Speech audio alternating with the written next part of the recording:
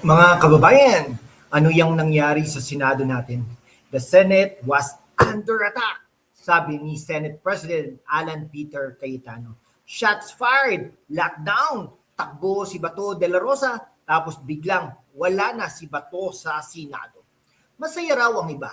Galit kayo? Ako, naiintriga. Kasi ito ang kwento ng isang institusyon na pinipilit protektahan ang sarili laban sa sino ba talaga?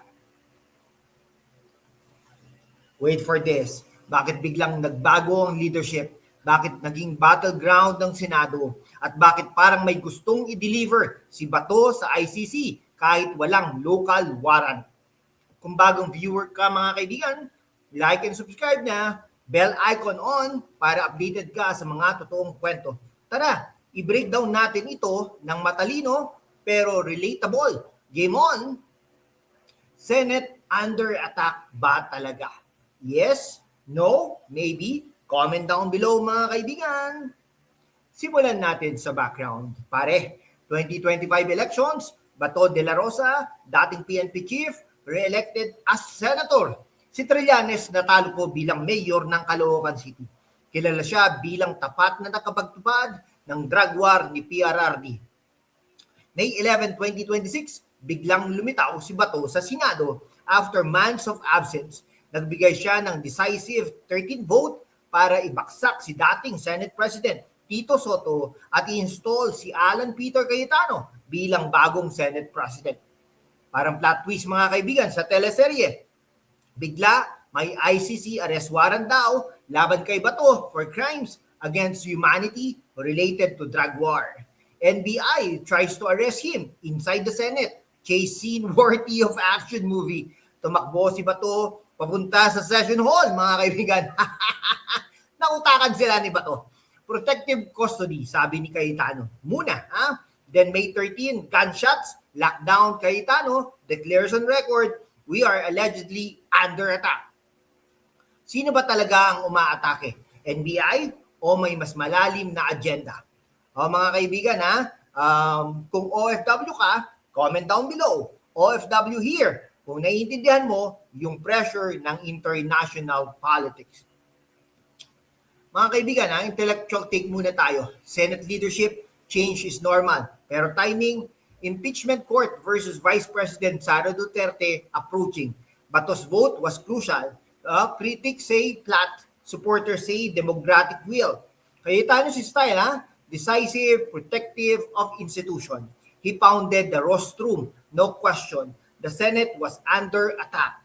Defending rule of law, separation of powers at Philippine sovereignty versus ICC. Mga kaibigan bakit naging sanctuary ang Senado? Sabi ng pro Cayetano walang local warrant. Bakit papayag tayong extradite ang sariling senador without due process? Parang kapitbahay na biglang may warrant from ibang barangay tapos papasok sa bahay mo nang walang permit. Warning shot, edi chaos tayo.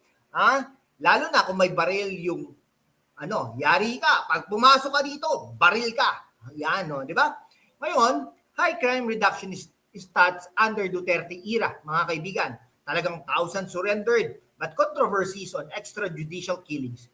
Bato as implementer. He owned it. Matapang no? Need accountability pero due process muna. Hindi selective, mga kaibigan. Ay ito si Trillanes, sinasabi niya lagi na kriminal daw ito si Bato de la Rosa. Excuse me po, hindi po siya kriminal, no? Siya po ang nagpabaksak sa mga kriminal. Okay? Mga drug addicts na 'yan. Mga drug pushers na 'yan. Talagang inano niya, no? Talagang mabuhay po ang Duterte, mabuhay po ang Bato de la Rosa. Okay? Tapos muna tayo. Ano sa tingin ninyo? Type Team Cayetano o Team Due Process tayo, mga kaibigan? O balanse tayo Akbayan and critics Islam Cayetano for the reckless leadership at turning Senate into refuge for fugitive. Fugitive? Excuse me po. Meron nga akong kilala dyan sa Senado na yung sa PhilHealth issue. Nako po, di po ba? Anyway, media narrative. Some paint it as a chaos. Others as defense of Senate independence. Netizens split. Mga kabataan, ang gulo. Mga OFWs, bakit ganito ang politics natin? Professionals, rule of law dapat. Masaya raw yung galit sa atin. Classic divide and conquer. Pero tayo, critical thinkers. Analyze media bias, social media amplification, mga kaibigan. Mga OFWs, alam nyo, yung feeling na pinagtutulungan ng sistema, yun yung nararamdaman ng marami rito. Kayo ang backbone ng ekonomiya. Mga OFWs, deserve nyo stable governance. Ang tanong, stable ba ang gobyerno natin sa kasalukuyan? Mga kababayan, sa mundo kung saan ang kasinungalingan ay nangingibabaw, ang katotohanan ng unang sinisikil. Pero kasama kayo, magpapatuloy tayo sa laban, walang takot, walang kinikilingan, at laging handa para sa bayan. Sumali na sa aking YouTube channel membership sa #WalkWithLan at tulungan natin ang channel na maabot ang 100,000 subscribers. Ang inyong suporta, ang susi sa kalayaan natin para ipagpatuloy ang pagbabalita ng katotohanan. Salamat at kita-kits sa laban. While we fight for truth, take care of yourselves din, ha? Trending sa Shopee or Lazada. Pet comfort, ha? Carrier backpack. Trending kasi maraming for parents na busy sa work, politics, stress. Target natin dito, ha? Yung mga youth, OFW parents. Relax ka muna with your aso pusa after watching Senate drama. Check link in the description. Grabe. Tech gadgets, noise cancelling headphones. Trending for focus amid noise. Target natin dito, mga professionals, para malinaw pa rin ang isip mo sa gitna ng gulo.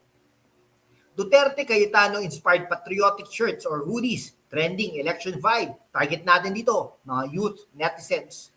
ADV motorcycle riding gear. Full face helmet plus riding jacket. Trending sa probinsya, commuters. Target natin, everyday riders. Safe ka sa biyahe habang iniisip ang bayan. Sa Lora, Shopee, perfect. Home essentials, ergonomic, office chair or portable fan for work from home, watching along videos. Productivity, lifestyle, digital notebook, planner para i-track mo ang political developments. Shop sa Shopee, Lazada, affiliate, links below. Tatag din po natin yan. At syempre, you support our channel too. Okay, kaibigan, future forward thinking tayo, no? Impeachment trial, 2028 election, sovereignty challenge, will Senate stand firm, mga kababayan. Mga kababayan, Pilipinas natin ito. Hindi perpekto, pero may tapang pa rin. Tulad ni Cayetano, defending the institution. Tulad ni Bato, risking liberty para sa boto. Huwag tayong magpa-divide. Demand accountability, defend sovereignty, at labanan ang korupsyon sa lahat ng sides. Bayanihan spirit pa rin, para sa susunod na henerasyon. Mga kaibigan, like, share, subscribe, comment your thoughts. Anong next move ni Bato? Hit membership. God bless Pilipinas. Ito sila ng #WalkWithLan, Truth over Trends. Kita-kits sa susunod, Laban Pilipinas.